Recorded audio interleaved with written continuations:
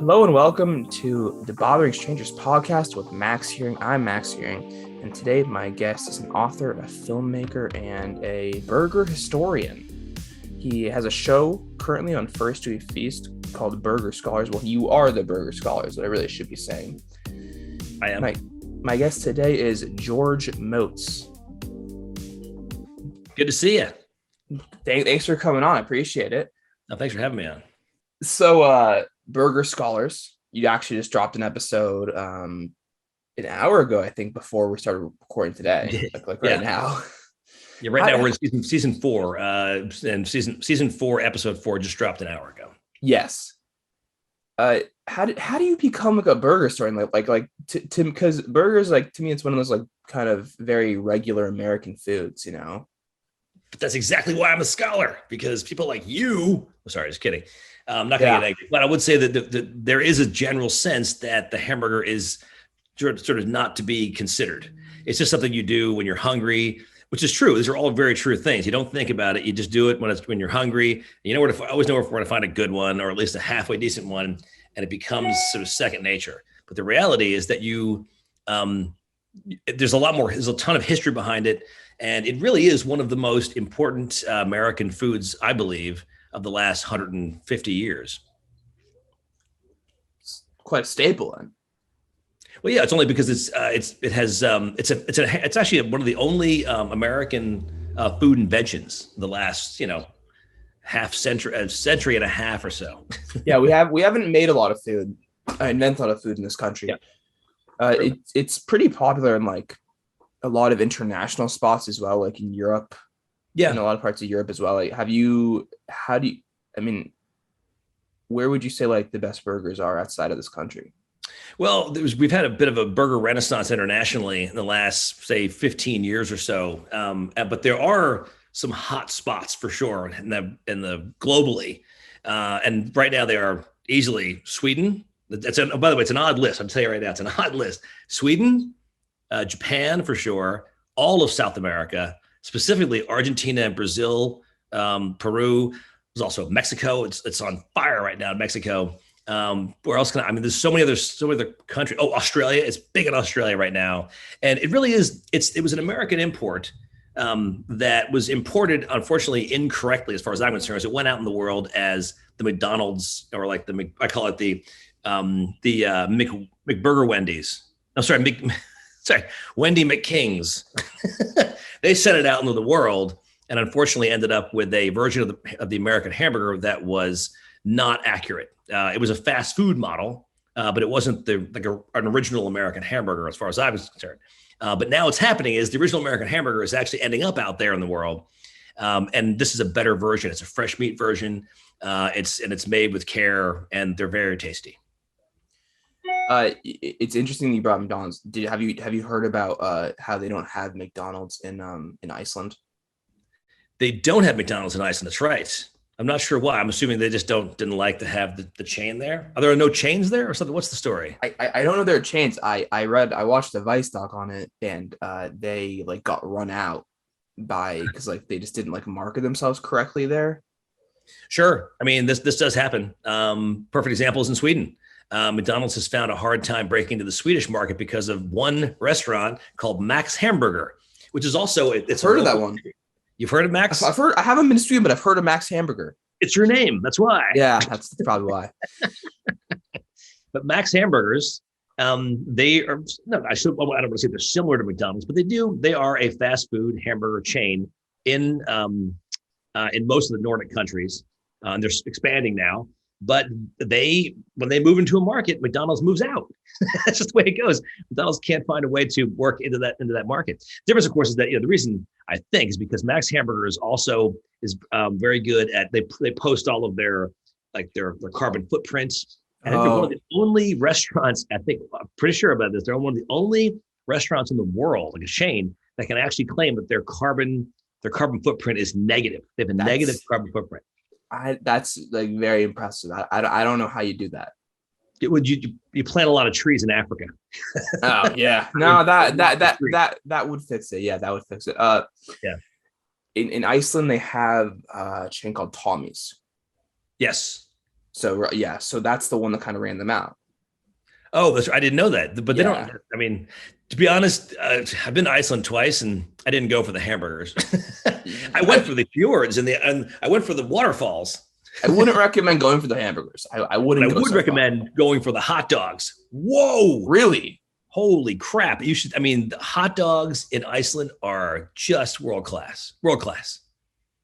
Did you have like did you eat like seal or anything like that was like very like kind of regular to Iceland? I did. I ate pretty much everything that was local. I stayed in some nice places and I stayed in some, lower end places and pretty much ate everything that was good there. Not a whole lot of great food there because it's really hard. You can find it. It's just really hard to find and it's very, very expensive. The food, for some reason, I remember getting a bowl of soup that was a fantastic bowl of soup, but it was like $45 US dollars. Oh, it is a horribly expensive country. Yeah. But the hot dogs were cheap. Hot dogs were, they were, $5. It's not bad actually. Yeah, it's not bad. Yeah, for Iceland.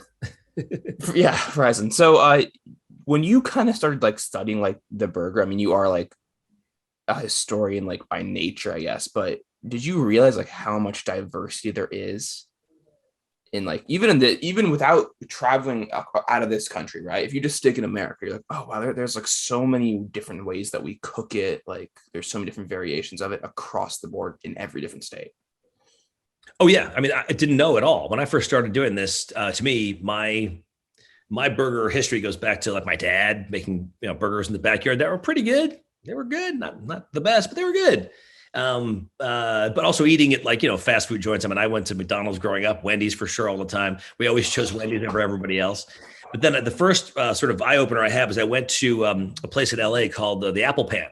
I was 21 years old. I was working on a job. I was in the film business. And I was working on a stage out there and I landed late and someone said, you got to go to the Apple Pan. The only place that's going to be open right now at midnight is the Apple Pan. And I went over there and I sat down and realized that the hamburger was so much more than just the hamburger that I knew from fast food joints and from my dad's backyard burger.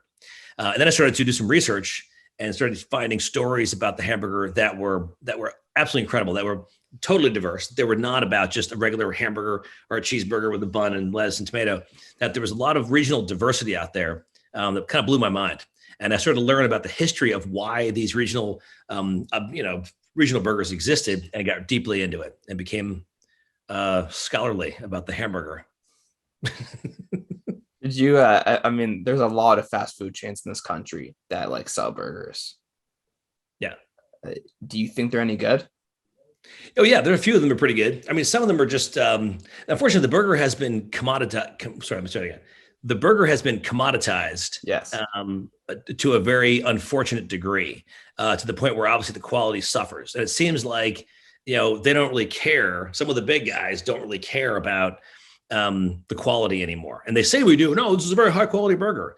But they're not. I mean, you compare it with other good stuff that's out there. Perfect example. So there's some really good fast food chains out there that are making great burgers, like Smash Burger is making a great burger. It's fresh ground beef. And I know the guy who owns and started the company, and he is all about high quality. Everything's about high quality with him. Also, Five Guys is also a great chain. It's a great fast food burger that is obviously made with high quality fresh ground beef, and they make great fries. I don't even like fries, but I actually do like the Five Guys fries for sure. But yeah, it's very difficult to be that big in the hamburger business in terms of the actual size of the chain and keep the quality. It's very hard. Once you've commoditized that thing, it's almost impossible to maintain the quality. Is it like because like you're also like mass producing items like as a whole, everything across the board is being mass produced? Commoditization in hamburgers is really about standardization. You can standardize and still keep the quality, but it's almost impossible to get to a certain point where you need to make everything very standard, and you can't keep the quality. It's almost impossible, I think. So that's why the freezing technique, which started in this country almost 100 years ago now, with hamburgers specifically, really changed everything, because freezing burgers is a much better way for making hamburgers, a lot of hamburgers, and not having to worry about training people too much. Yeah, it's pretty easy. Yeah, because once you've got the frozen burger comes out, no one has to do anything. You don't have to. You have no worries about food handling. I mean, everything's frozen. Problem is that freezing does kill a lot of flavor, and McDonald's knows this, and so does Burger King, but they don't really care, I don't think. I don't think they need to care. They're selling. Yeah, it's true. I mean, there are many more. I think it's right now the fast food burger business is a $500 billion business right now. And only 5 billion of that goes to what's called the better burger category, which is the, Five Guys, BurgerFi, Shake Shack, that whole group.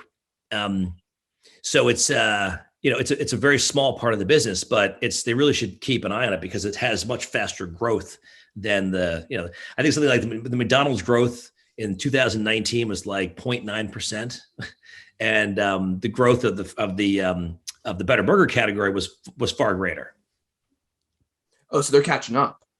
Oh yeah, it's gonna be hard to catch up to a $500 billion loss. I mean, $500 billion business, but they're there. They're calling the shots now. People are asking them, why aren't you making fresh ground beef? McDonald's tried something silly a couple of years ago. They decided to introduce the fresh beef Whopper made not with frozen beef. So it asked the question of why. What's in the other beef? You're so excited about the Whopper. Why don't you make it all of it fresh ground beef? they kind of shot themselves in the foot there. Yeah, because I mean, the issue they're going to have is that there's a generation of eaters that are coming up that are way younger than I am, that truly need a story, need the quality, and they need something more than just the same crap that they've been feeding people. Yeah, that sounds accurate to me. So I'd be remiss if I didn't ask you about what your favorite spots are so people can actually see for themselves.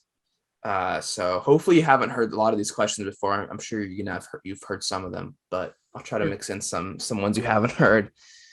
So what would you say? So in Texas, right, there's a big debate: In-N-Out versus Whataburger.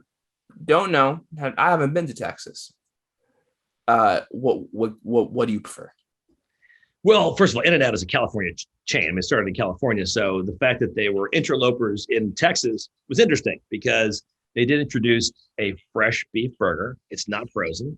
And from what I understand, Whataburger is frozen. But if you're a Texan, you love your Whataburger, and there's no one's going to change their mind. I mean, in terms of, if you compare it to the other big guys like McDonald's, Burger King, Whataburger is much better. But all that, of course. And the fact that they serve a burger on Texas toast, to me, is that's a winner right there. I like that a lot. I like the fact that Whataburger has a lot of pride. There's a lot of pride behind Whataburger. But if I had to pick the one or the other, I'd have to go In-N-Out for sure. Oh, okay. Hell yeah. Wow, In-N-Out. They're getting driven out of Texas. People are pissed at In-N-Out. So I don't know why. They're so mad. And everyone always says, oh, the fries. Well, don't eat the fries then. The fries are so bad. The fries aren't good. The one thing I can't understand about In-N-Out is how they keep making these fries. It's like, everyone's told you that's not how you make a fry. It's not good. There's other ways to do it. Well, I if I go to In-N-Out, it's rare, but I don't get just fries. You got to get like animal fries or something. You can't just get fries because then at that point, that's your own fault. That's your own fault. My option or my advice is to just get another burger. Skip the fries. Oh, yeah, you can go too. Yeah, I could steal one. What would you say is, best state for burgers? Ooh, that's a tough call because there are so many great burger restaurants out there. I'm sorry, there's so many great burger states out there. If I were to name a few of them, and in terms of diversity, you've got Wisconsin is a great diverse burger state. Believe it or not, there's a lot going on there. Ohio is a great diverse burger state. Texas is a state that's just full of burgers. A lot of them are fairly similar, which is okay, but they're all really good. I mean, once you have a culture that is so interested in making burgers, the more burgers you have, the better they get. There's some states that don't really have a good burger culture. I won't name names, but you know who you are. But Texas is definitely not one of them. Texas is a burger state for sure. But again, it's a very similar burger.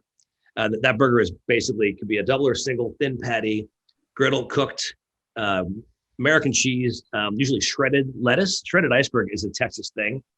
Salt, pepper, and then sometimes usually just mustard. Very often you will find mayo on there. Mayo is a big no-no, but you will find mayo on certain burgers in the state of Texas. But certain certain states are not known for food, like especially in the Midwest. Like certain states don't have a reputation for good food. Obviously, I'm in California and New York. These are both food states. I But disagree. I think that you find a lot of good primary source burgers in the Midwest for sure. well, And that I hate that that that was my people call question. it flyover states. It makes me nuts. I mean, you and I have both flown over back and forth between New York and LA. We fly right over the stuff, but they really are food wise. You have to search. I mean, the thing about LA and New York, you don't have to search very hard to find great food. No, You do have to know where you're going in the Midwest, but you really can find great foodways. I'll tell you why. It's because for all of its diversity in New York City and Los Angeles, you get to the center of the country, there's a lot of primary source stuff going on there. A lot of great sausages that come directly from Germany from 150, 200 years ago. You've got great cheeses there, great breads.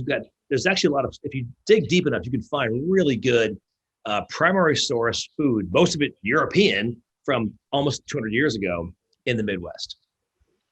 That's me waving my Midwest flag. Well, I grew up in New York. I lived in the Midwest, so I mean, I just didn't experience all that great food. But what state like surprised you? What state was like, I just don't think it's gonna be that good? And they're like, oh man, they really know how to do burgers here. Ohio.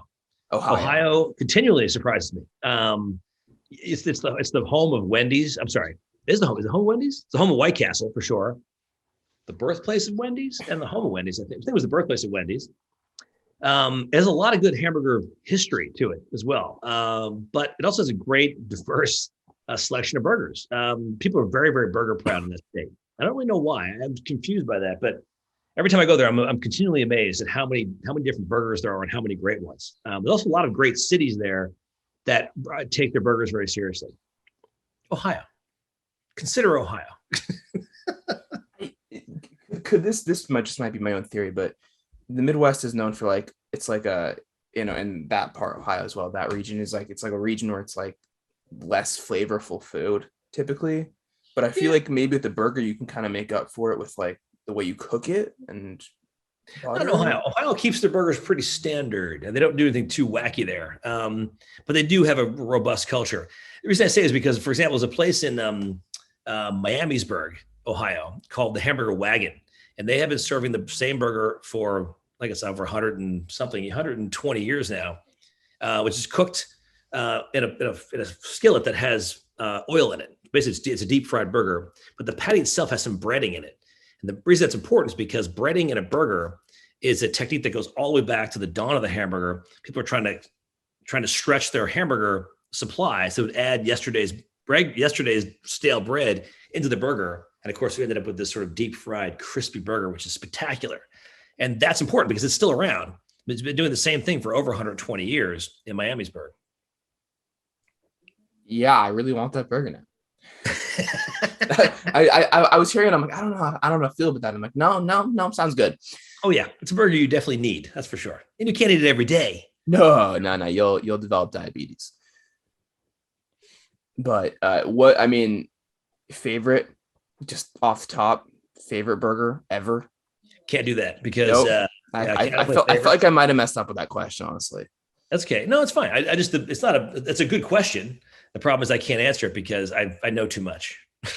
It's too conflicting of a question to be like, what? I don't even know what it is. Yeah. And it's not like my favorite daughter, my favorite son, not that at all. It's more of, it's much more of a complex answer than just to say, this is my favorite.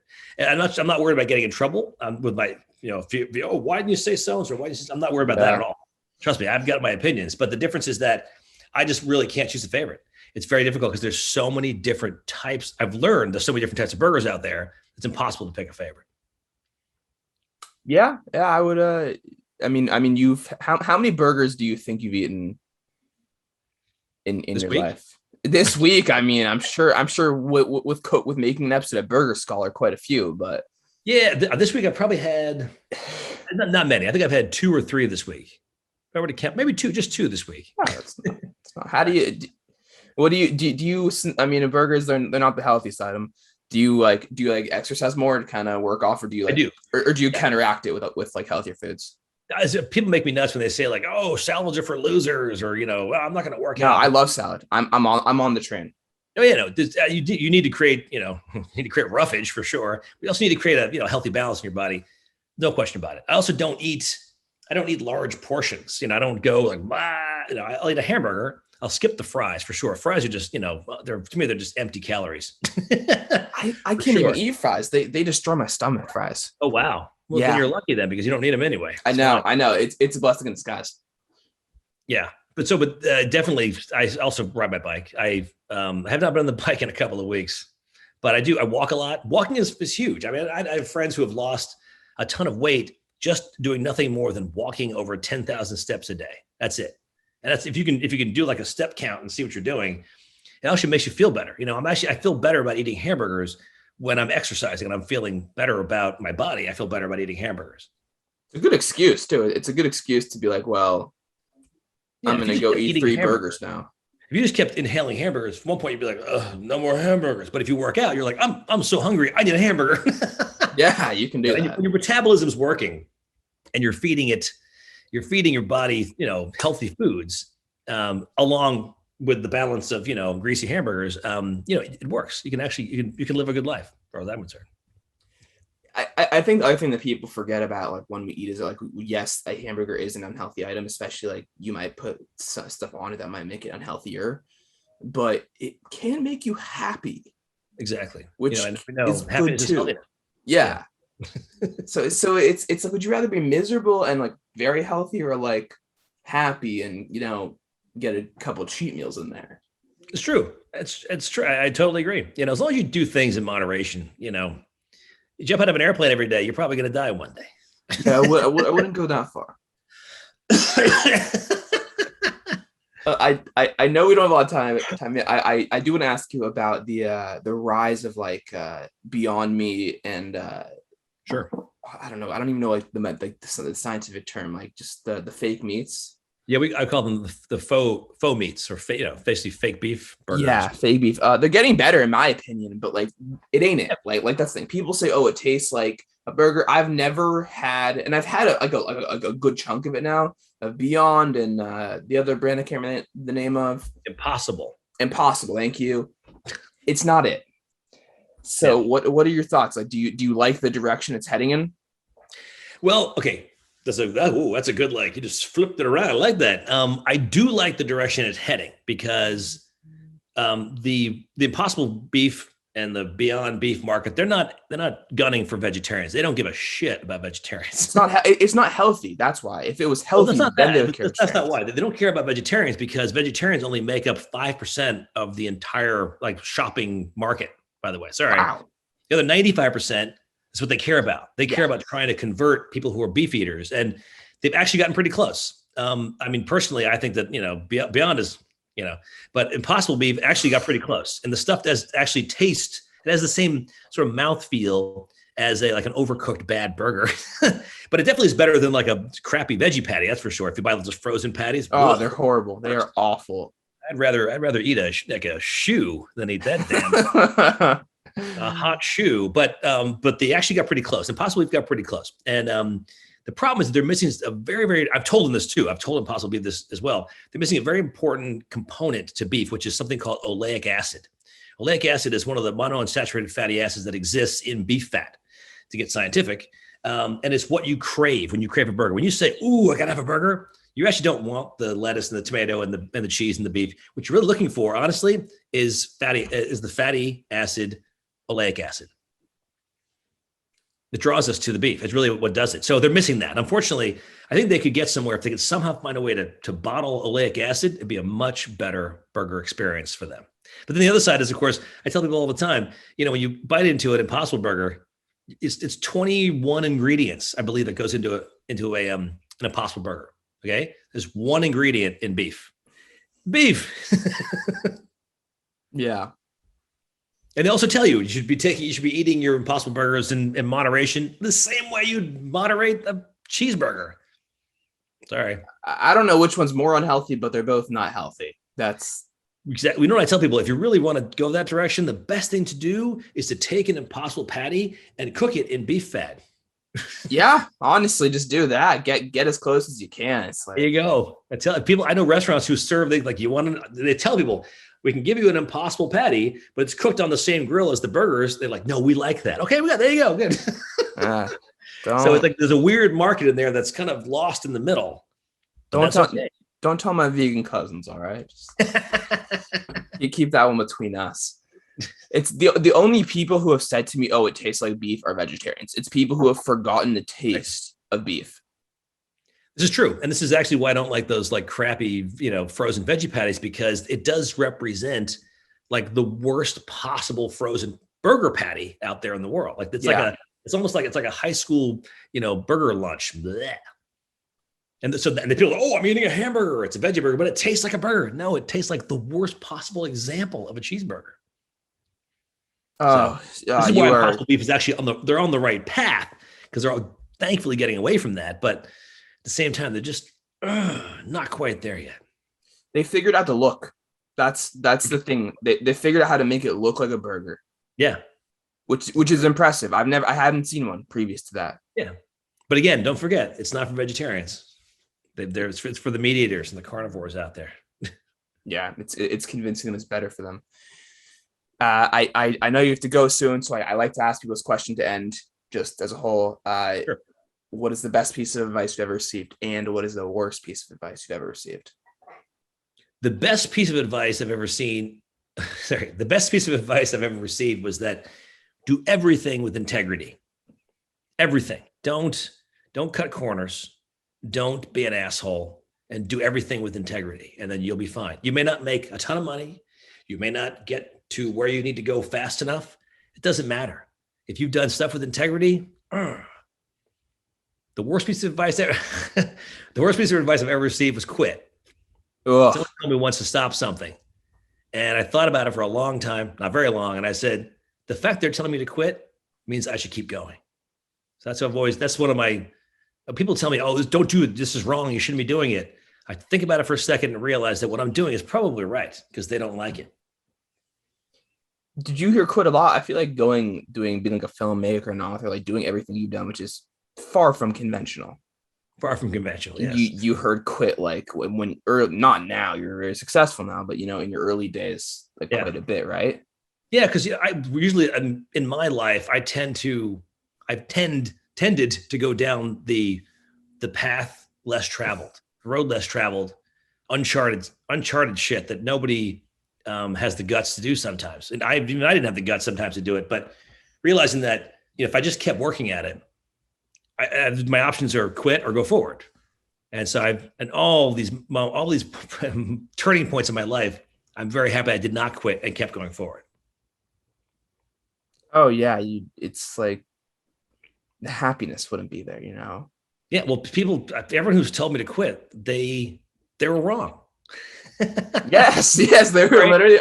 And I've said to them, I remember when you told me I shouldn't do that. And they're like, no, I don't remember that. It's like, you must be thinking about someone else who did that, not me. Yeah, no, I didn't. I said you should do that. No, I didn't. Actually, told me to fucking quit. Look at me now, bitches. it's like those parents who always push their kids away from like doing like acting and stuff, and then their kid becomes like a success. I'm like, oh, I always believed in you. I'm so proud of who you become. It's all because of me. Yeah, to be totally clear, by the way, people I'm talking about are not my parents. These are people who I've known, but my parents actually have been enablers and have been open to whatever I wanted to do my entire life. If it wasn't for that, I guarantee I would have been one hot mess out there somewhere, or would have had a day job that I hated my entire life. My dad always said, do what you love, and you're not going to ever hate it. No matter what. My parents have always been and always were very supportive of me and I did some weird shit when I was a kid. I wore like suspenders to school in high school, and I did whatever the hell I wanted. And my parents were like, sure, whatever. Grew my hair long. My dad was like, you look great, kind of, but okay, whatever. He let me do whatever I wanted. And I'd let my kids do whatever they want for that same reason, and support them and smile and say, you just keep smiling, keep it happy, keep it light. I love that, especially how he said, do what you love and you won't hate it, because it's as opposed to do what you love and you won't work a day in your life, which is also just not true. Yeah. Even stuff you love, you're not going to like it every day.